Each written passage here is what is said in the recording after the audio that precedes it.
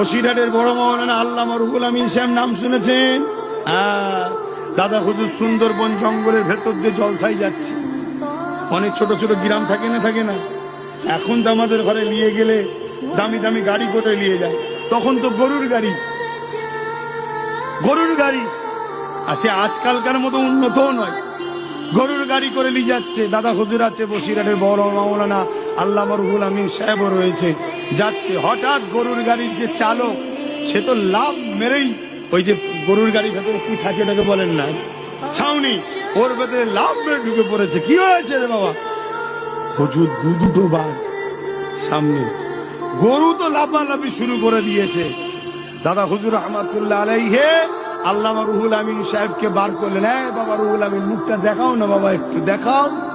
রুহুল আমিন সাহেব মুখটা দেখিয়েছে।